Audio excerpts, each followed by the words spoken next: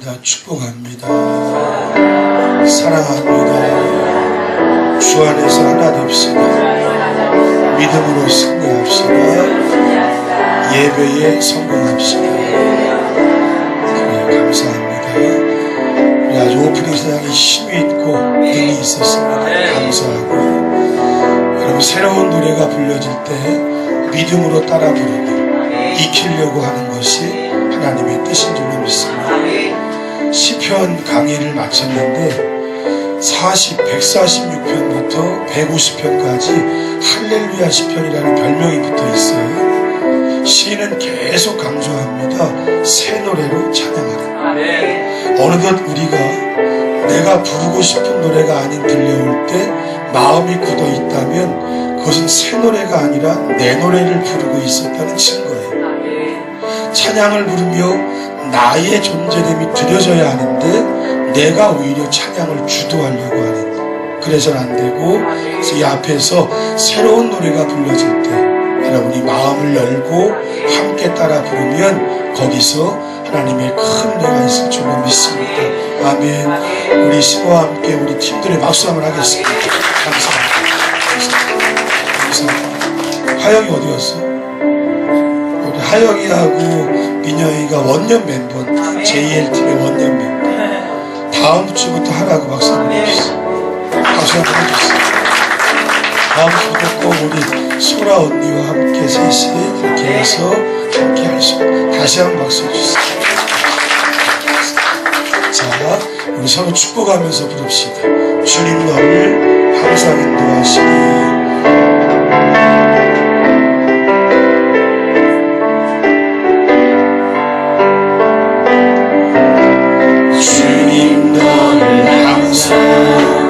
인도하시니 메마른 땅에서도 너를 만족시키니 너는 물든 동산과 계곡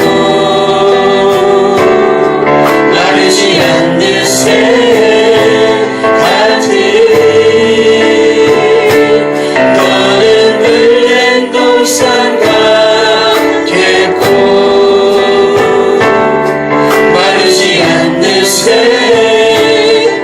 사랑을 부르면서 주님 너를 항상 웃어주면서 메마른 땅에서도 너를 만족시키니 너는 물든 동산과 물을 마시면서 마르지 않는 새 같으니 마르지 않는 새 같으니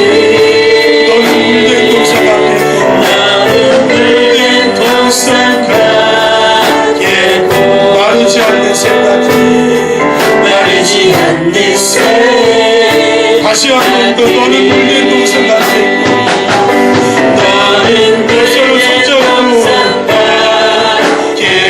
마르지 않는 새 마르지 않는 새 같으니 너는 물든 동산과 마르지 않는 새 같으니.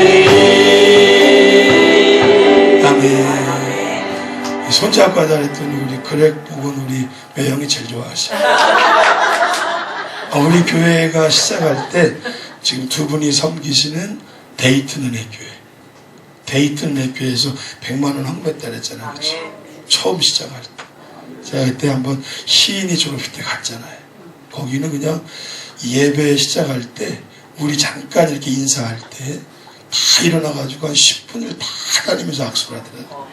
그 시간이 상당히 이렇게 회복과 화해하는 시간인가 봐요. 되게 뜨겁게 축복을 하더라고요. 미국 사람들의 모습이 그렇겠죠. 감사합니다. 어찌됐든 박수합시다.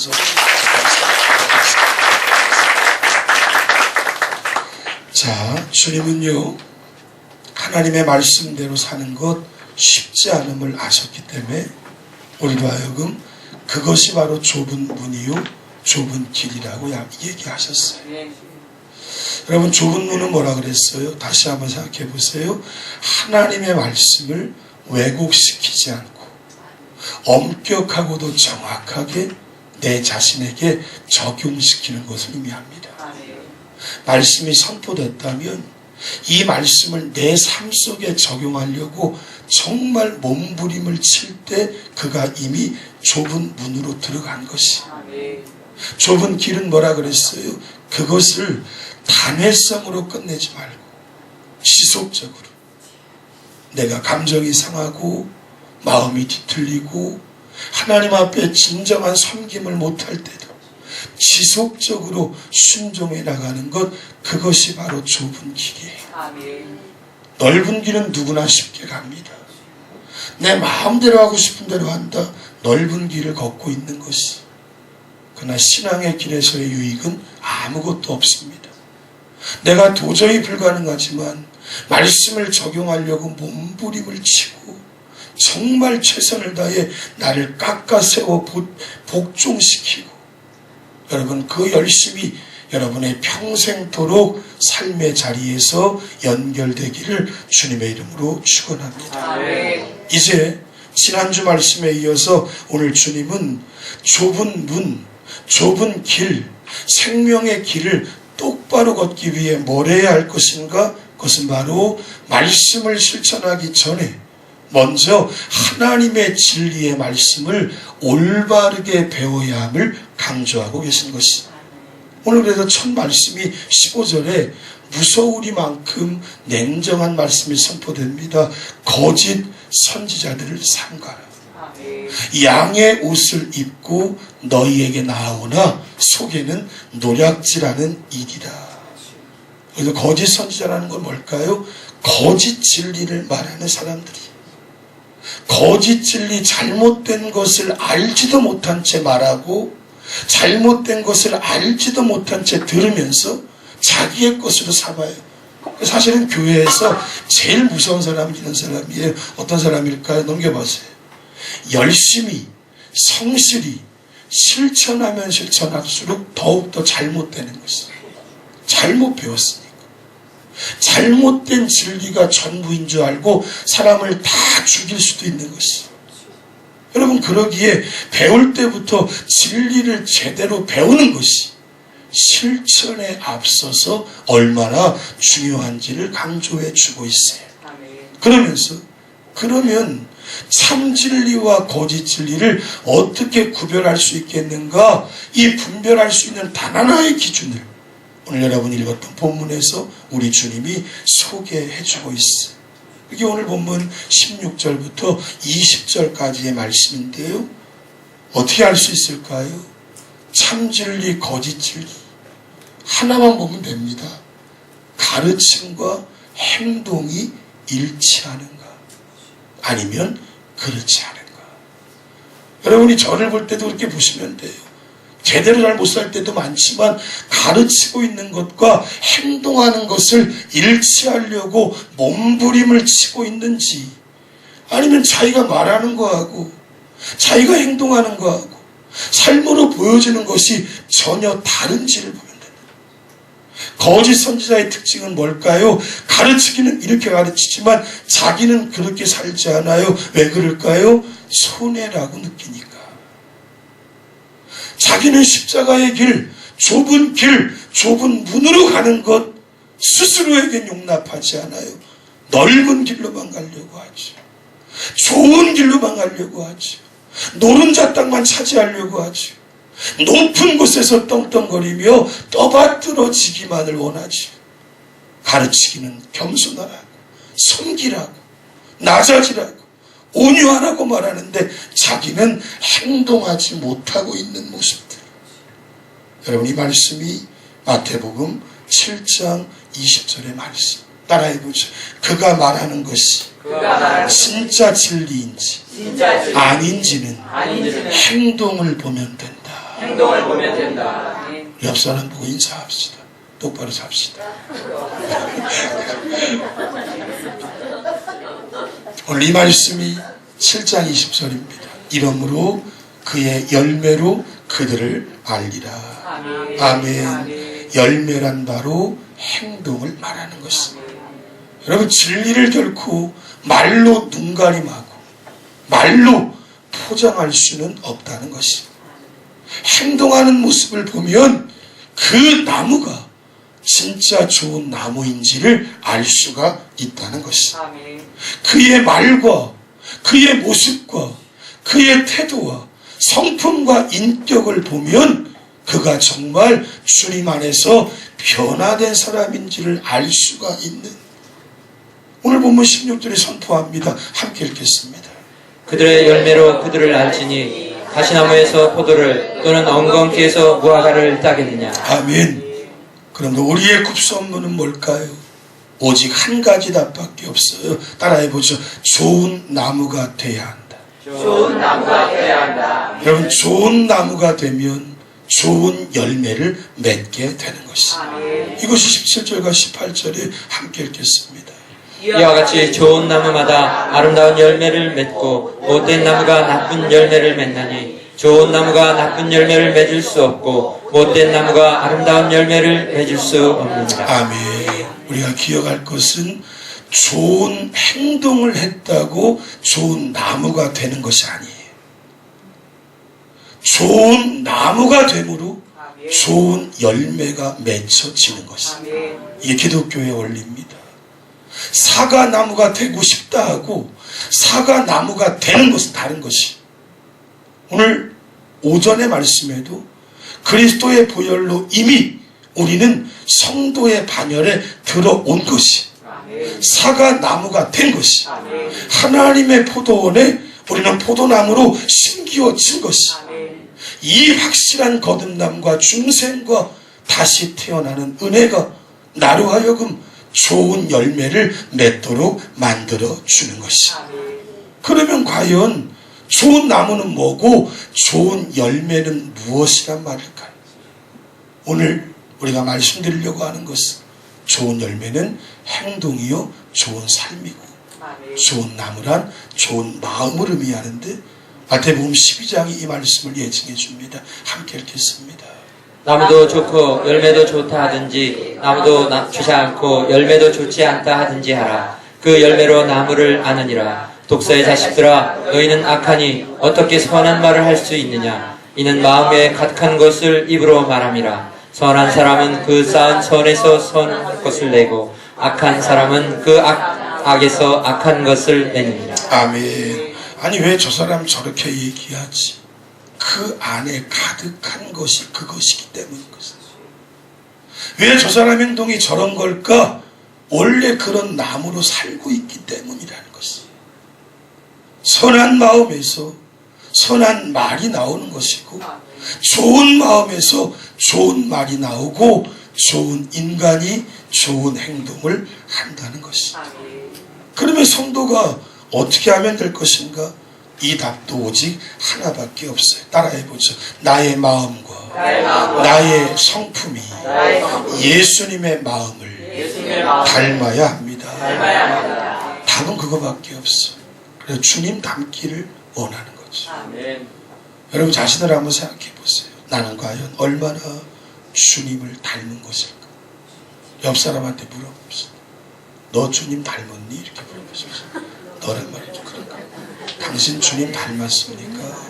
과연 내가 주님을 얼마나 닮으려고 내 말과 내 성품과 나의 태도가. 사실은 주님은요, 먼 발치에서 나다나엘이 봤잖아요.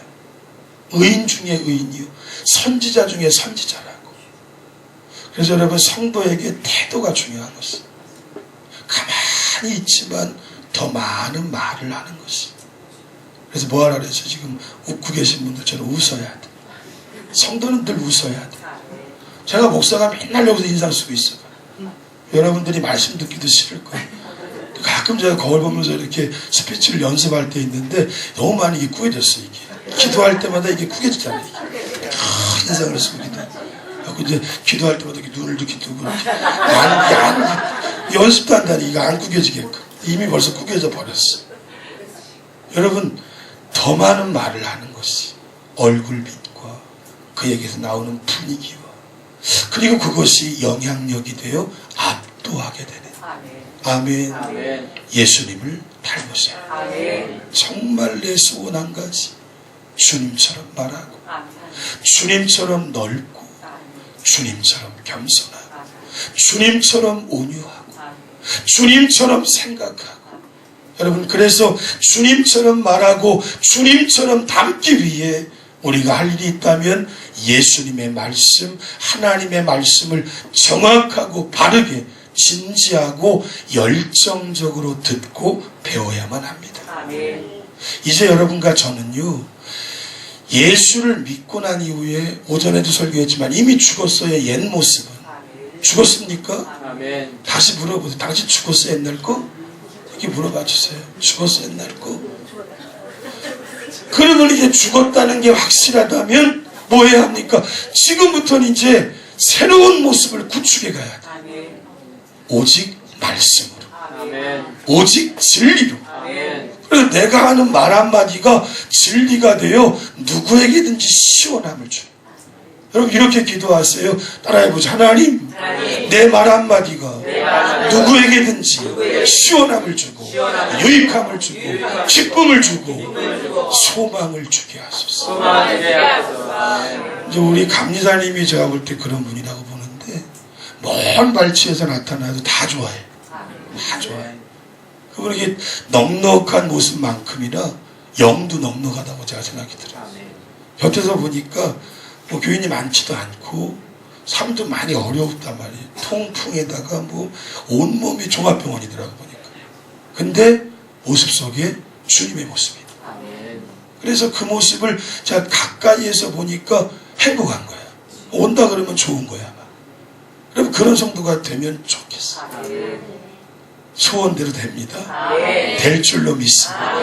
이제 그것을 말씀의 진리로 배우시면 되는 것입니다. 그래서 여러분 교회에서 하는 우리 훈련들을 열심히 지금 훈련이 많이 진행이 안 되고 있잖아요. 제자반도 또 오늘 또 한 분이 못 오신다 그래갖고 다 좋아해. 뭐 너무 좋아. 다음 주에 너무 좋아. 어찌됐든 훈련도 여러분 잘 받아야 되고. TBC 제가 배우고 왔잖아요. TBC 배우고 오면 이제 여러분들과 훈련할 수 있는 교재를 줘요. 여러분은 각자 다 사야 되지요. 그래갖고 그걸 빨리 이제 시작을 해야 돼. 지금 이제 추석이 끝남과 동시에 시작하려고 해요. 그래서 여러분 TBC도 할 테고 제자훈련 또 처음 우리 이보결 성도님이나 오신 분들은 다시 첫 성장반부터 시작을 하고 제자훈련 받으시는 분들은 또 열심히 하시고 이 훈련과 동시에 더 중요한 것은 사실은 예배입니다. 예배가 참 중요합니다. 예배에서 배우는 것이 훈련에서 배우는 것의 배움을 능가해요. 훈련은 이제 교제와 관계 형성을 위한 어떤 훈련일 수 있습니까? 여러분 모든 예배 열심히 참여해요. 이제 6년 지나가는 우리 교회니까 새벽 기도에 좀 많이 오셔야 돼요. 힘들지만 좀 와야 돼요. 이제 우리 엄마 아버지 딱 가시면 맨날 한모자님이랑 둘이 하게 되겠어요. 그럴 수는 없잖아요. 맨날 둘이 했단 말이에요. 오시기 전에 한 몇 주간을 그랬던 것 같아요. 그럴 수는 없잖아요. 교육자들은 빼고 교육자들은 필수잖아요. 저 선생님이 하루 안 나오면은 출근 시간이 30분씩 땡겨집니다. 이제 새벽부터 나와야 할지도 몰라 안 나오고 교육자들은 떼고 그리고 여러분들이 좀 한 이제 6, 7주년 지나가는 우리 교회가 새벽 기도가 10명은 넘어야 된다고 봐요. 숫자적으로. 될 줄로 믿습니다. 예배에 최선을 다하고 수요 예배, 금요 심야에도 요즘에 금요 심야를 없애는 교회들이 많더라고요. 저희 같은 요만한 개척교회들은 거의 안 하더라고요. 우리는 하는 이유는 여러분과 저가 기도할 시간 별로 없잖아요. 그때만이라도 나와서 소리내어 기도하기를 바라는 거예요. 그래서 여러분 이 모임 하나하나를 소중히 여길 때 그 배움이 나로 예수님을 닮게 한다는 것입니다. 자 이제 결론에 왔습니다. 요즘 오후 예배가 좀 빨리 끝나네 그죠? 결정적인 이렇게 하는 이유를 오늘 주님이 마지막에 말씀해 주시죠. 우리의 삶은 되는 대로 살다가 그냥 죽고 마는 것이 아니기 때문이라는 것입니다. 성경은 명확하게 경고합니다. 심판이 있고 책임을 물으신다는 것입니다. 19절의 말씀이 그 말씀 함께 읽겠습니다. 아름다운 열매를 맺지 아니하는 나무마다 찍혀 불에 던지니. 여러분, 아름다운 열매를 맺지 아니하는 나무마다 찍혀 불에 던져지느니라. 제가 부목사를 거의 13, 14년을 했는데 이제 9월이잖아요. 사실은 요맘때쯤 되면 이제 우리 교육부 목사님들이나 주회종들이 힘이 들어요. 한 교사들 중에 반 정도는 내년에 무조건 안 한다는 거예요. 무조건 안 한다. 이유도 몰라. 무조건 안 한다. 그럼 그거 막 회유하고 마음 바꾸려고 막 애를 쓰거든요. 근데 제가 13년 하면서 느끼는 것은요, 내가 지금 몸담고 있는 사역의 자리를요, 내가 안 하고 싶다고 안 할 수 있는 것도 아닐 뿐만 아니라 안 하고 싶다라는 마음은요, 하나님이 주시는 겁니다. 역으로 너는 그 자리에 있을 자격이 없으니까 땡기시는 거예요. 다른 쪽으로. 거기 있어도 유익하지 않으니까. 속회 목자도 사실은 제가 이번에 세우기 전에 그랬어요. 중직자도 목자가 되지 않을 수 있다. 이유는 양을 맡겨놓으면 그냥 다 어디론가 사라져버리고 속회는 모인 적이 흔적이 없어 막. 그러면 안 되기 때문이거든. 그래서 다시 한번 우리 목자들에게는 기회를 드리는 거예요, 사실은. 그래서 이 후반기엔 열심히 해서 5달란트 받으신 분들은 10달란트를 남기고 2달란트 받으신 분들은 4달란트 남기라는 것이. 사실은 직분과 내가 하고 있는 사역의 자리가 그렇습니다. 환경은 다를 수 있습니다. 조건이 문제가 되고 갈등도 있고 막 어려워서 못하게 되지만 영적으로 볼 때는요, 하나님이 더 이상 그 자리에 그 사람이 필요 없다는 결론을 내린 거로 저는 보는 거죠. 이 원리를 훈련을 통해 배우신 분들은 그렇게 거꾸로 갑니다. 요맘때쯤 되면 목사님이 못하게 할까봐 더 열심히 하려고 애를 써요. 여러분과 제가 거기까지 가야 된다는 거죠. 여러분, 세상에서 사장, 회장, 간부, 그것보다 중요한 것은 교회에서의 임원입니다. 직분입니다. 내가 맡은 일이에요. 흔적흔적 내 어떤 손길이 깃들 수 있는 사역들을 하나님이 주시는 것입니다. 여러분이 아마 우리 교회를 와서 이제 한 4, 5년 넘어가시는 분들은 열심히 하면서 어떻게 될까요? 시간이 지나면서 자꾸 멀어질 수 있어요. 예배 한 번 드리는 거 왜 아무것도 못하게 돼? 그건 내가 그렇게 한 것 같지요? 아닙니다. 하나님이 하고 계신 일이라는 걸 잊지 마세요.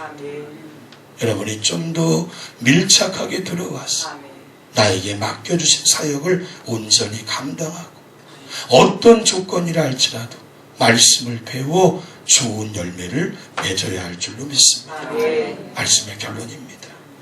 산상수훈은 우리가 지금까지 살핀 대로 아주 주옥 같고 천금보다 귀한 진리의 말씀. 그러나 실천이 더 중요한 그런 말 있잖아요. 구슬이 서말이라도 깨어야 보배요 보물이다.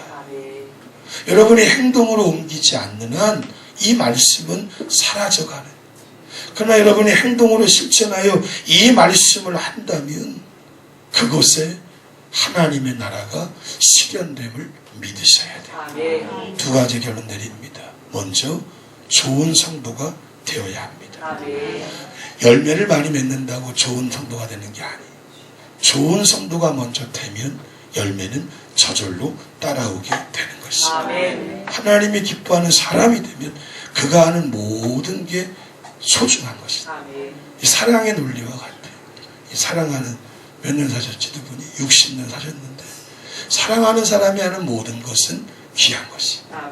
하나님은 그렇게 보시는 거예요. 대단한 일 했기 때문에 사랑하시지 않아요. 사랑하기 때문에 하고 있는 모든 일이 소중하고 존귀하다고 여겨주시는 것입니다.